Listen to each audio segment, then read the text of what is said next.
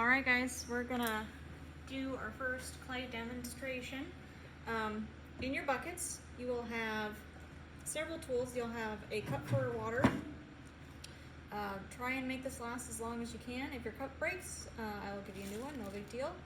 You will also have your supplies and tools all rubber band together. So you just need to take those out of the rubber band. You can hang on to the rubber band in case you need it for whatever reason, if you need to take tools home to use. Keep track of your tools, please. I have not labeled them with your bucket number yet, so it's your responsibility to keep track of what you have. You all generally have about the same amount of tools and same type of tools. I try to make sure to make it equal for everyone. You'll have your Ziploc bag of clay. You for sure probably won't use this amount of clay for your first project. So whatever you don't use, you will put back in your bag, sprinkle with water, and save in your bucket. One thing you will need to get is whatever type of bag you want to use. Say if you don't finish your project, you can wrap up your project in a separate plastic bag to keep in your bucket, so it stays wet until the next day. One thing I have not included in your buckets yet is a sponge. You might need to use it to smooth out your clay or to re-wet it. Okay, so the first project we're working on, you guys are making a functional piece, which means that you will use it for something, whether it's for drinking out of or whatever you decide the use is for. Drinking is like a cup for water is the first thing that I think of. You can make like a little planter. Whatever you decide to do, you need to be able to use it when you are done with it, or give it to somebody to use. So to start your pinch pot, I'm going to tear off a chunk of this clay. I'm just going to make like a little cup. And one of the things you need to have on your cup, or whatever pinch pot creation you make, it needs to have some form of texture. So you'll have a chance to kind of test out your tools and see what they do, and get creative with that. By the way, the mats you guys are using, we're testing this out this year. You guys are my guinea pigs for this. So you get clamps to hook these onto the table with. This is actually tar paper. From what I have researched and seen, your clay hopefully won't stick to the tar paper all that badly. So it's used a lot for like traveling clay situations. So hopefully as you guys are using this, you'll find it helpful to keep your table clean, be able to keep things from sticking, and use it over and over because it's pretty sturdy stuff. You still can cut it, but it's super thick, and you'll be able to roll it up, maybe use your rubber band to hold it together when you're done each day. You probably won't need to really wipe it off unless it gets really covered with clay. Then maybe you could use a scraper. Anyway, so tear off a piece of clay. To make a pinch pot, first you need to roll it into a ball. Because this is brand new clay, you don't need to worry about wedging it. If it's clay that has been sitting and been used, then you will want to wedge it. And I'll explain that in probably the next assignment that we do as far as like what wedging is. Right now I'm just gonna kind of show you the basics on pinch pot building.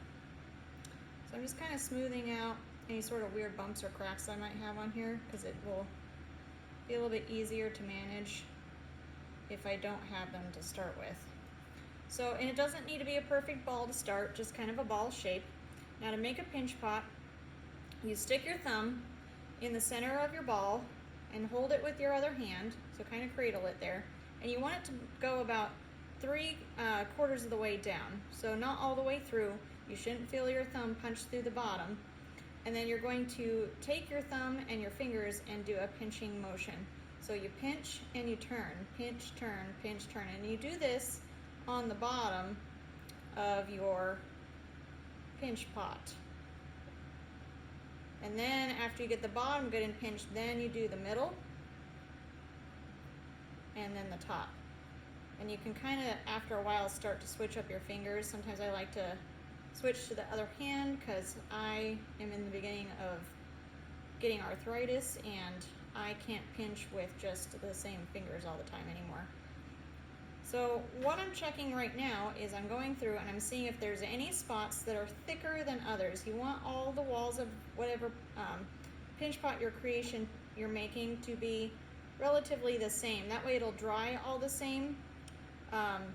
It'll take the same amount of time to dry on those sides. It will be more uniform. Whatever you're using it for will be easier to use. So the standard issue pinch pot creation, you want equal thickness on your sides. Usually they're about 1/4 to 1/8 of an inch thick, depending on the size of your pot. Okay, so this is a pretty good little pinch pot. I could flatten my bottom if I'm planning on using this for an actual cup. I can maybe even add, I'm going to show you how you can make like a little foot to attach so it's not so wobbly. And that'll be good to show you how to score and slip pieces on. So it's a little bit cracked on the top here, so I'm taking my water and I'm just kind of smoothing out the top.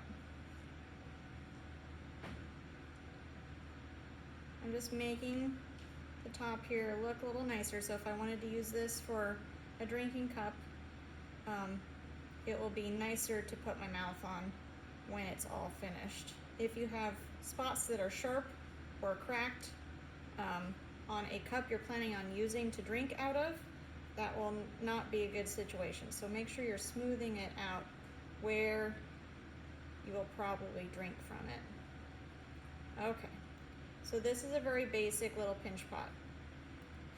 So I'm probably going to attach a foot on the bottom. A foot is something you attach to the bottom of your pots. Basically, the whole purpose of it is to keep it from wobbling. So you can do this tons of different ways. I'm just going to roll out a coil and attach to the bottom, just so you guys can see how to attach pieces together. So I'm just going to roll out, and we'll cover coil making when we get to coil building here soon, but it's something you could practice now. Okay, so I made a little foot. It's going to be longer than what I need, which is okay. That's about how big I want it to be. I'm going to attach it there. So if I want to attach it to my cup, it's a good time to start using my tools. So I'm going to take my needle tool. The needle tool is a tool that has, most of them are metal and they have kind of a sharp point to them. And then I'm going to use that to rough up my clay where I'm going to be attaching my foot. You do not have to add a foot. You don't even have to make a cup, but you do need to make something using pinch pot where you are making a functional art piece. So you need to use it in some way when you are done, or it has a use when you are finished with it. Whether you are using it or not, that is up to you. But it needs to be a functional piece.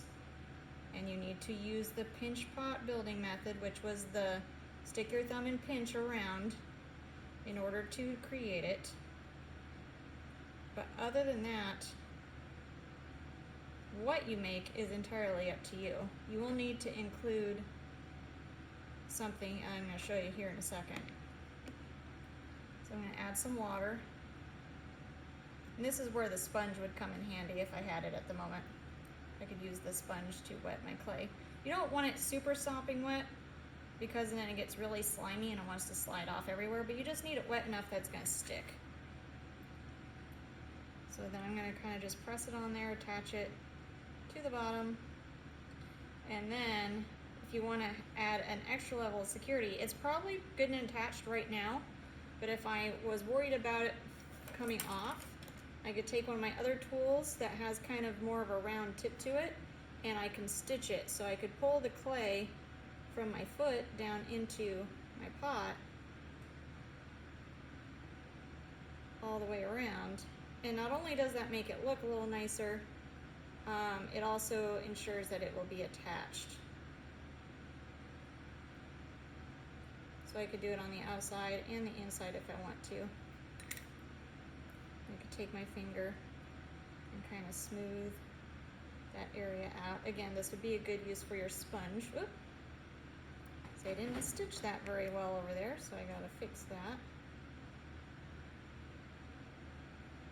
If I stitched it well, it wouldn't have come up when I smoothed it.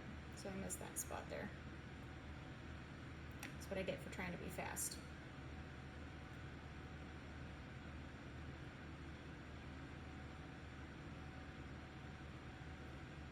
Now I don't expect you guys to get this done in one day. If it takes you several days or more to complete your pinch pot project of a functional piece, then that's how long it takes. It's not a race. I want you to do a high quality project every time. Whether it's something simple or complex, it should still be high quality.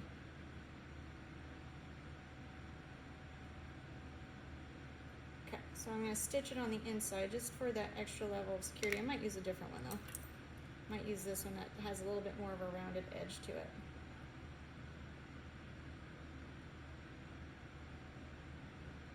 Now since this is the bottom, and when it's sitting somewhere no one's going to really see this part anyway, I don't really have to worry about it being super pretty on the very bottom of my pot. Okay, so that is the basics for the structure. Okay, so you can see as it sits there with the foot on it, it becomes less wobbly. So I don't have to worry about whatever liquid I have in there flopping out if it were to be bumped or if it's sitting on a table. So that's the nice use of having a foot on your pot. The last thing you need to include on your project in some way is to add texture. Again, this is a good way to test out your tools and see what you could do with them. So texture is elements on your pottery that you can feel. So of course right now it's smooth because I made it smooth, but I want you guys to experiment and see if you can find a spot on there where you're adding some interesting texture, so things that you can feel. So this is kind of a fun tool. It has like a little tooth on it, and I can use that to add some texture if I wanted to. You could take your needle tool and draw things. You could stamp stuff on there. Like if I wanted, I had this extra tool, I could take this and I could stamp designs with it, like that. Kind of looks like scales for this. If you want a different tool to use for a moment, there's some stamps and some rolling tools in the tool drawer by the sink. If you guys want to use those for a moment, just let me know. You'll need to clean and sanitize it when you are completely done using it before you put it back. Those are like extra tools that we have. So there's a lot of different textural things you could do to your cup or whatever you're making to be able to show me that you guys understand texture and you're adding texture to your project. Now what I'm doing right now is I'm smoothing out the rim where my mouth would go. You guys want to be careful when you add your texture that you are not adding texture where you might be drinking from. 8th period social media marketing, please report to Mr. Johansson's room. Jax Gordon, would you come to the office, please? Jax, please come to the office. Okay, and that is the basics for making a pinch pot cup with texture.